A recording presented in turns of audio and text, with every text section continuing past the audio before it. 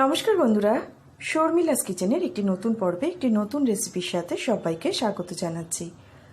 আজকে আপনাদের বানিয়ে দেখাবো বক ফুলের বড়া। এর জন্য এখানে আমি কিছু বক ফুল নিয়ে নিয়েছি। এই বক ফুলের ভেতরে একটা শক্ত ডাঁটির মতো অংশ থাকে, এটাকে কিন্তু বাদ দিয়ে দিতে হবে। দেখুন, ঠিক এই অংশটাকে বাদ দিয়ে দিতে হবে। এইভাবে সবকটা ফুলের ভেতর থেকে এই ডাঁটির মতো অংশটাকে বাদ দিয়ে ফুলগুলোকে ভালো করে ধুয়ে নিয়ে ফেরত আসছি।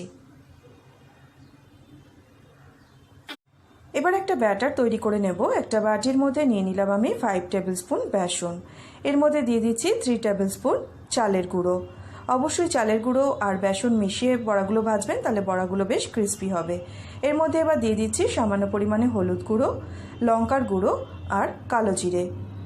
স্বাদ অনুযায়ী নুন দিয়ে দিচ্ছি। এরপর শুকনো উপকরণগুলোকে আগে একটু মিশিয়ে নেব।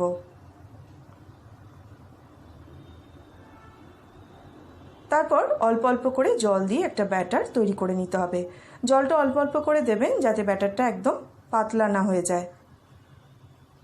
ঠিক দেখুন, এরকম একটা খুব ঘনও না আবার খুব পাতলাও না, এরকম একটা ব্যাটার তৈরি করে নিতে হবে। তারপর একটা একটা করে বক ফুল এই ব্যাটারের মধ্যে ডুবিয়ে ভেজে নিতে হবে। বক ফুলগুলো ভাজবার জন্য এখানে কড়াইতে সাদা তেল গরম করতে বসিয়ে দিয়েছি। এরপর এক এক করে ফুলগুলোকে ব্যাটারের মধ্যে ডুবিয়ে তেলের মধ্যে ছেড়ে দিচ্ছি। অবশ্যই বড়াগুলোকে মিডিয়াম ফ্লেমে ভাজবেন।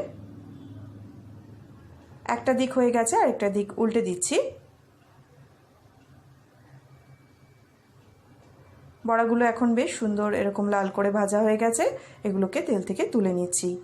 এই তীব্র গরমের দুপুরে ভাতের সাথে টক ডাল আর এই গরম গরম বকফুলের বড়া হলে কিন্তু আর কিছুই চাই না। কেমন লাগলো এই বকফুলের বড়ার রেসিপি আমাকে কমেন্ট করে জানাবেন। আর ভালো লাগলে প্লিজ ভিডিওটিকে একটা লাইক ও শেয়ার করে আমার চ্যানেলটি সাবস্ক্রাইব করতে ভুলবেন না। পাশে থাকা বেল আইকনটি অবশ্যই প্রেস করে দেবেন, তাতে আমি নতুন কোনো ভিডিও আপলোড করলে তার নোটিফিকেশন আপনাদের কাছে পৌঁছে যাবে। আজ এখানেই শেষ করছি। দেখা হবে আপনাদের সাথে নতুন কোনো রেসিপি নিয়ে। সবাই খুব ভালো থাকবেন, সুস্থ থাকবেন।